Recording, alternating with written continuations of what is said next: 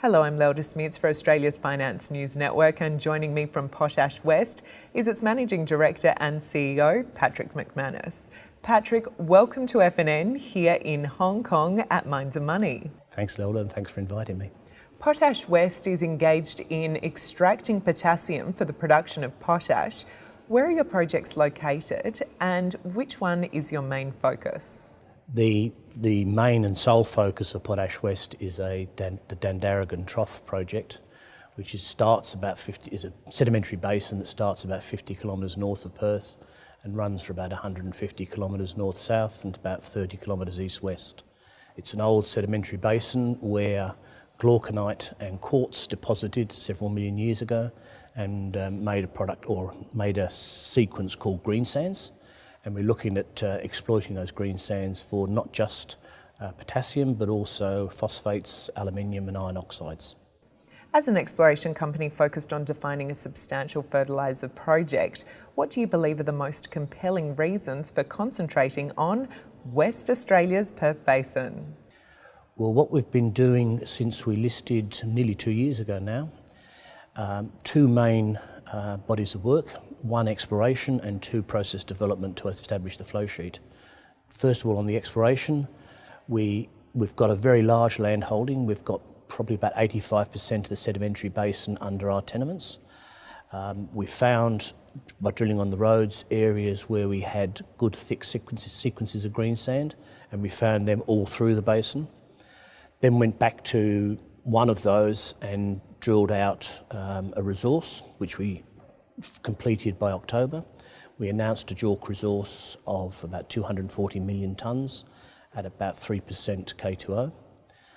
And in parallel to that, we did a flow sheet. Our partner, Strategic Metallurgy, are very experienced hydrometallurgists, and they worked out a flow sheet that allows us to produce not just sulphate of potash, which is a premium potash product, but also superphosphate, aluminium sulphate, a high magnesium potash, and iron oxides.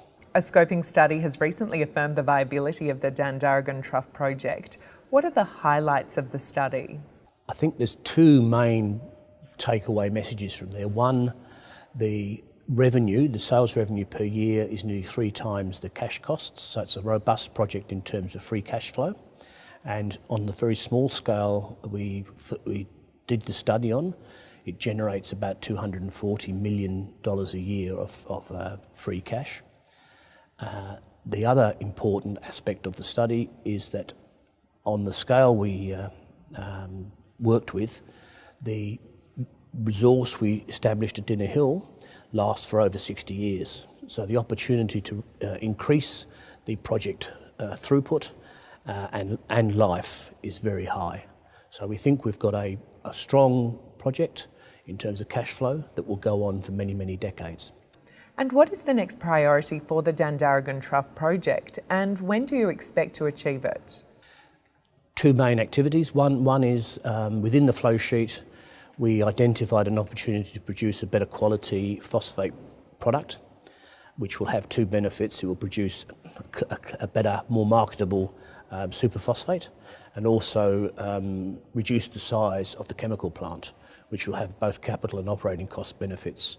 That work we will be starting in about a month and will take about 6 months. So round about September time this 2013, we should have the results of that.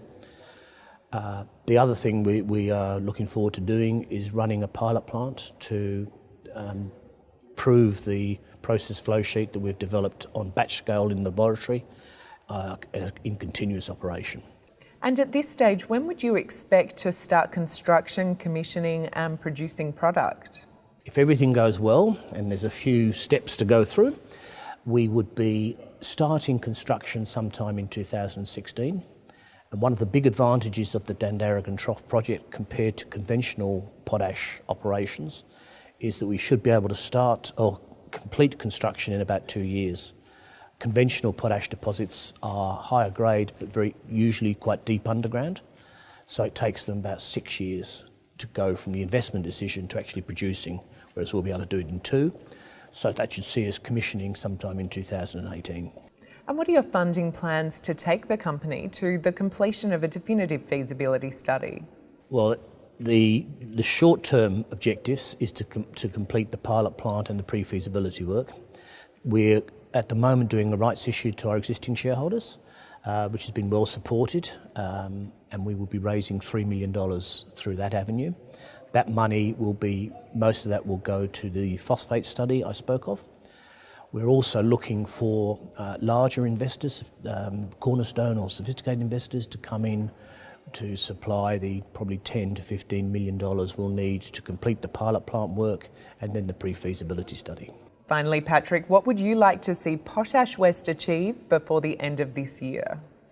At the end of the year, what would be a great outcome for us would be to be completing the construction of our pilot plant, because that would see us taking the next steps towards the pre-feasibility work that will give us more certainty about this excellent project. Patrick McManus, thank you for the update to Potash West.